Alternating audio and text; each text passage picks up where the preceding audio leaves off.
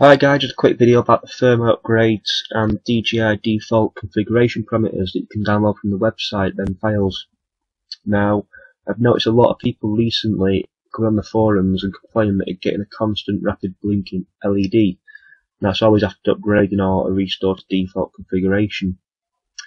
Now, I say always, not always the case, a couple of other problems, but that's usually the case when they've done the configuration restore.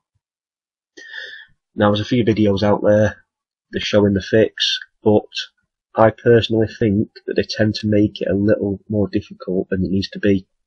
Also, what all the ones I have seen don't tell you is you need to go in and reconfigure all the failsafe, the forced failsafe, and the switch 2 for your orientation control, your home lock and your orientation lock.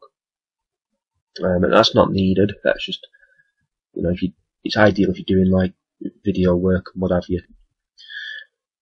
Now, doesn't always do that, doesn't always wipe the failsafe settings, doesn't always wipe the switch 2 settings, the orientation control, but 99% of the time it does. I think there's only once or twice it's not restored and back to factory.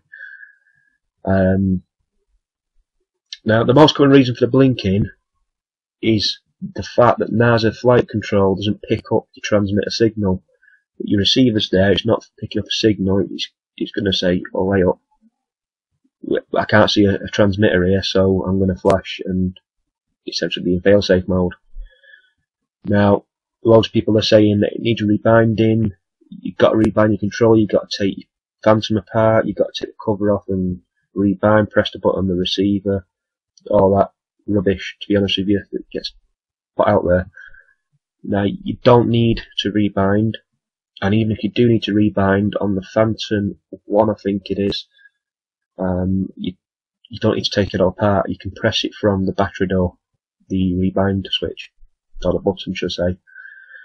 Now, even if you do rebind, you'll find that it's still the same LED blinking, and people are coming back onto the forum saying, I've done that, I've done the rebind, it's still not working, what do I do? And these people that are telling them probably know what to do, but because they've not been there and seen what's happened and done it, they just don't think, oh, this is what's up. If it's saying there's a transmitter fault, you're not picking a transmitter up, that's the first thing I'd tell someone, check it's binding properly. So, nothing against them people at all, and they are great helps on them forums, a lot of people. Now, the reason why the Naza control does not pick up your transmitter is because it changes the RC settings when you do the reconfiguration to default settings using that file. And it changes the RC settings from S-bus to PPM, which I'll show you now. If we go into the Naza Assistant and you go to RC, it's in PPM mode. Now, what will happen is they'll all be over here on the right hand side, grayed out. So what you need to do is you need to click on D-bus right there, and then all these grayed out sliders will go back to the middle and they'll highlight green, say they're at 0. What you then want to do is you want to recalibrate the transmitter and receiver. You do that by clicking start on there, and then you need to take the control, the sticks, the full throw of their movement, i.e. the left stick all the way up, all the way down, all the way to the left, all the way to the right, and the same the right stick, up, down, left, right. You need to do that multiple times on each axis until you're getting pretty good movement on that screen there. You press up now, you'll see all the way to the top, down all the way to the bottom, because mine's calibrated. What I'm going to do to show you guys, I'm going to do it right now and walk you through it. So we click start there next to calibration, and we'll go to the left with a red slider, and we're going to do left, right, up, down, and it's found the 0 pointer then. Left, right on the right stick, up and down on the right stick. Do it again on the left stick, left, right, the full way, up, down, back again to the right stick, up, down, left, right. What we're going to have to make sure is we're going to use both sticks in big circles. We're going to start in the top left corner. So push both sticks to the top left. Now to the bottom left. Now to the bottom right. Now to the top right. Do that again. Top left. Bottom left. Bottom right. Top right. And let go. Let them go back to centre. Hit finish. It's just saying put all the sticks to their centre position. Blah blah. We know that. I've just told you that. Put them back to centre. Click OK. You've already done that before if you let go before pressing finish. Now what you'll notice here as well, the switch 1, the switch on the right of your transmitter, is in GPS mode in the up position, which is quite right. In the middle position it's in attitude mode. In the bottom position it's in attitude mode also. That has changed from failsafe, if you selected failsafe there when you got out of the box from the factory. You might have it in manual. Mine's normally in manual, to be honest, but it's not that difficult to fly. So, you know, as long as you're not going doing daft things with it, you know, trying to hit the clouds and what have you, and using it sensibly, you shouldn't really need a force failsafe. But if you're learning, always use that. Then if you get into difficulties when you're up there, or if the wind's too windy, you've gone up and it's too windy, made a bad decision, and you know you shouldn't have gone up, and you can't control it, get the failsafe, see if the phantom bring itself back. It's always a good idea to have that on if you're learning.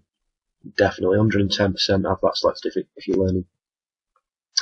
Now that's about it at the minute, because what we need to do now is we need to disconnect, and we need to actually disconnect the phantom now and repower the flight controller. Do a power cycle on that. So if we unplug the phantom itself, just get the plug out. I've put new plugs on so it's a bit stiff still, isn't it? And we'll leave that plug out, leave battery out now for about 5 seconds. Okay, we'll plug back in. Hear all the ESCs beep, and we'll stick the USB back in there now. And this should show up if we go into view now. It should show up as being connected. Yes, it's got your size of battery there, your voltage, and what have you. Right, failsafe method. You might want to change that. It's a good idea to check. It doesn't always change. Usually it doesn't change, but there has been the odd one time when me it has changed. Just make sure it's set to how you want it. Normally go home and landing. Obviously if you're far away, you're on top of an house and it just goes into landing mode, you're going to end up landing on top of the house and onto the floor. Obviously it's going to roll off the roof. You don't want that. IOC, this is switch 2. Now I don't have mine set up because I don't really use this. I just use like manual stick movements and what have you to do this manually. But if you're doing a lot of video work and aerial footage work, this is a very, very ideal option to have. Or even just for fun really. It can also work as a failsafe if you like, in the home lock position.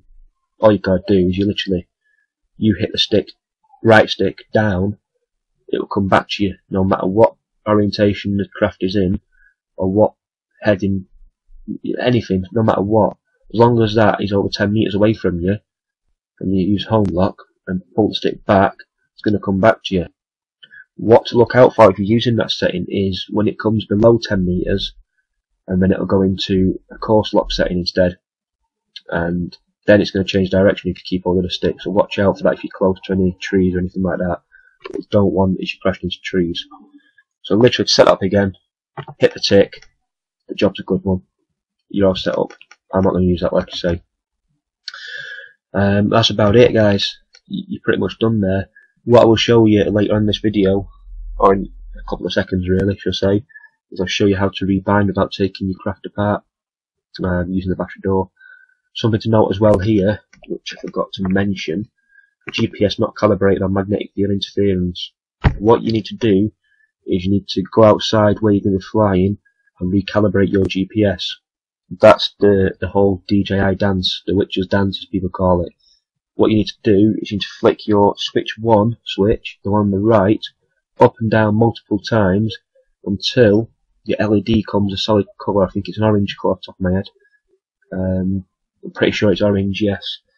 What you do then is you rotate the craft 360 degrees to the right. So that's a full rotation to the right. You pick it up, turn it. Don't pick it up over a meter because it can mess some of the compass settings up and be wrong. Probably not going to mess it up, but you know, that's what they say in the manual, so we'll stick to that, keep it safe. Then what you need to do is you need to point the craft down so that, let's try the best way to say it, so the nose is pointing the floor of the craft, the front of the craft is pointing the floor, it's vertical, and then do 360 degree turn again. Then you'll get that light change and go off. I think it goes off and goes back into a flashing LED. Once that's done, your compass and GPS system is then calibrated. Come back into here, plug it back in again and check these settings. More importantly, this IOC setting, because this sometimes doesn't activate correctly until the GPS has actually been calibrated. This won't save because it needs a GPS to be able to save.